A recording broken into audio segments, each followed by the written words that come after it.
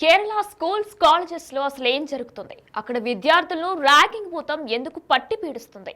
ఈ ర్యాగింగ్ భూతానికి ఇంకా ఎంత మంది బలవ్వాలి? తమ కాలేజీలో స్కూళ్లలో ర్యాగింగ్ జరుగుతుందనే విషయం యాజమాన్యం దృష్టికి వెళ్లకుండా ఉంటుందా? నెలల తరబడి నుంచి కాలేజీలో ర్యాగింగ్ జరుగుతూ ఉన్నా ఎవరూ ఎందుకు పట్టించుకోలేదు? బయటకు తెలిస్తే కాలేజీ పరువు పోతుందనా? లేదా విషయం తెలిసినా కూడా పర్లేదులే, ఇవన్నీ కామనే అంటూ గుట్టు చప్పుడు కాకుండా ఈ విషయాన్ని మూసి పెడుతున్నారా?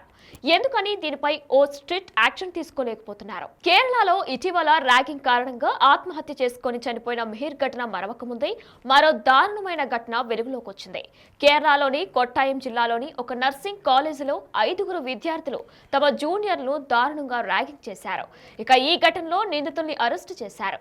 కొట్టాయం ప్రభుత్వ నర్సింగ్ కాలేజీలోని విద్యార్థులు పోలీసులకు ఫిర్యాదు చేయడంతో ఈ ఘటన వెలుగులోకి వచ్చింది. ఇదే కాలేజీలో థర్డ్ ఇయర్ చదువుతున్న 5గురు విద్యార్థులు శామ్యూల్ జాన్సన్, జీవా, రాహుల్, రాజ్, రిజల్జిత్, వివేక్ పోలీసులు అరెస్టు చేశారు. 5గురు సీనియర్లు 2024 నవంబర్ నుంచి ర్యాగింగ్ పేరుతో ఫస్ట్ ఇయర్ నర్సింగ్ విద్యార్థుల్ని వేధిస్తున్నారు. ఈ వేధింపులు భరించలేక 3 విద్యార్థులు సమీపంలోని గాంధీనగర్ పోలీస్ స్టేషన్లో ఫిర్యాదు చేశారు. నిందితులు బాధిత విద్యార్థులు శరీరంపై కోసిన గాయాలున్నాయి. శరీరాలపై గాయాలు చేసి ఆ తర్వాత వాటిపై లోషన్ పోసి బాధితులు నొప్పిని తట్టుకోలేక ఏడ్చే క్రమంలో నిందితులు వారి నోటికి, శారీర భాగాలకు కెమికల్స్ రాసేవారు.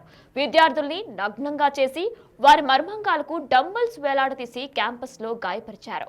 ర్యాగింగ్ తో సంబంధం ఉన్న 5గురు విద్యార్థుల్ని కాలేజ్ నుంచి సస్పెండ్ చేశారు. ర్యాగింగ్ నిరోధక చట్టం కింద దర్యాప్తు చేసిన తర్వాత కాలేజ్ ప్రిన్సిపల్ ఈ చర్య తీసుకున్నారు. ర్యాగింగ్ గురించి విద్యార్థులు కాలేజ్లో చెప్పలేదని ప్రిన్సిపల్ ఇన్ఛార్జ్ డాక్టర్ జోసెఫ్ తెలిపారు. తల్లిదండ్రులు తమ పిల్లలు పడుతున్న బాధల గురించి క్లాస్ టీచర్ కు తెలియజేయడంతో ఫిర్యాదు నమోదైంది. ఇంతటి దారుణానికి ఒడగట్టిన 5గురు సీనియర్స్ ను నడి రోడ్డుపై శిక్షించాలని జూనియర్స్ తల్లిదండ్రులతో పాటు అంతా కోరుతున్నారు.